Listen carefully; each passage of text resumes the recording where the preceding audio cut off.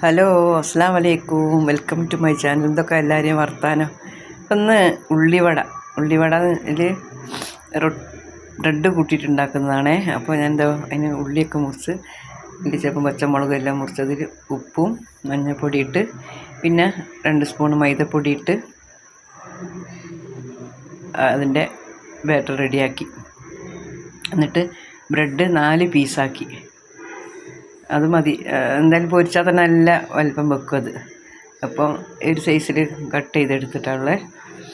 അതിന് ശേഷം വടൻ്റെ മാവിൽ ഓരോരോ പീസ് മുക്കിയിട്ട് പൊരിക്കുകയാണ്.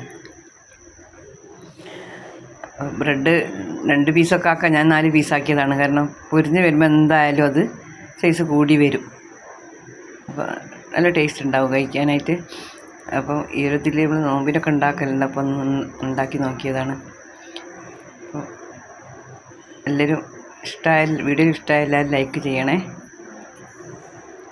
അപ്പോൾ പൊരിച്ചെടുത്ത് റെഡിയായി. എല്ലാം സെറ്റായിട്ട് കഴിക്കാൻ വേണ്ടിയിട്ട് ടേബിളിൻ്റെ മുകളിൽ കൊണ്ടുവച്ചിട്ടുള്ളത്. അപ്പോൾ കുട്ടികൾക്കൊക്കെ ഭയങ്കര ഇഷ്ടമാണ് ഇങ്ങനെ ആക്കുമ്പോൾ. സാധാരണ ഉള്ളിവട ഒരിക്കലിനെക്കാട്ടി ഒന്നുകൂടി ടേസ്റ്റ് ഉണ്ടാവും. ബ്രെഡ് ഉണ്ടാകുമ്പോൾ കടിക്കുമ്പോൾ ഒരു ടേസ്റ്റ് കൂടുതലുണ്ടാവും. അപ്പോൾ എല്ലാവരും ഒന്ന് ട്രൈ ചെയ്ത് നോക്കുക.